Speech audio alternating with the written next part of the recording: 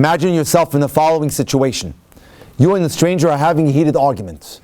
Tempers are rising and you're practically shouting at each other. Things are getting out of hand. Your opponent interjects, hold on, let's try to calm things down. It doesn't work, you're still furious. Suddenly, you feel powerless to continue as he puts his hand on your shoulder. Your anger abates and you concede, even resentfully, to the suggestion, just because he touched you. Now imagine yourself at a checkout counter. You always dread entering this store because it takes so long to get out, and today is no exception. You've been waiting for what seems to be an eternity. Finally, your turn comes and you hand the slow-moving cashier your money.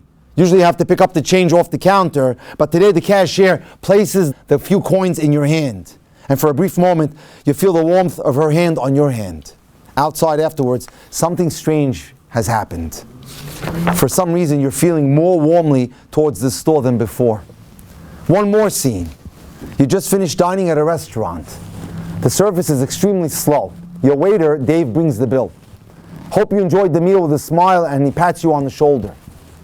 Watching him return to the kitchen, you feel a surge of generosity, and you leave him a 5% bigger tip than you expected. On the way out, you comment to the manager about how little waiters earn for working so hard. Take this new guy, Dave, he tells you. We don't know how he does it, but he pulls in 40% more tips than anyone else. In each of the above true stories, researchers will say you just fell prey to one of the most subtle yet powerful forces in human relationships. What is that called? Touch. Notice not once was the contact sexual or affectionate. Still, touch has an incredibly undeniable effect. It awakens within you warmth and receptivity, conscious or unconscious, towards the other person. It brings down the walls, leaving you feeling distinctly closer and more connected. It's Hashem's superglue for human relations. Hashem created touch between people to work the same way. Take two people unopposed to feeling closer to each other, and touch between them will do the trick. And why is that? You know why?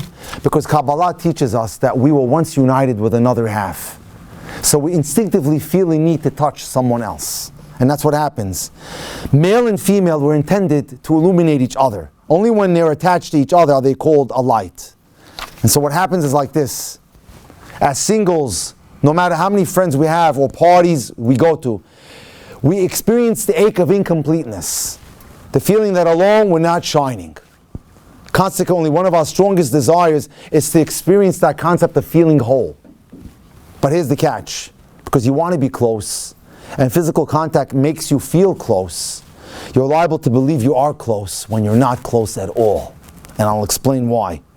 Touch can skew your perception of reality to the point where you mistake skin-to-skin contact for a heart-to-heart connection, where in actuality no true intimacy really exists.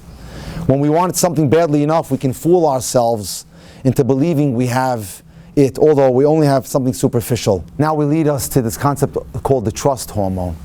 There's a hormone in the body called oxytocin. It's been touted as the love hormone. But we'll call it the feeling bonded hormone.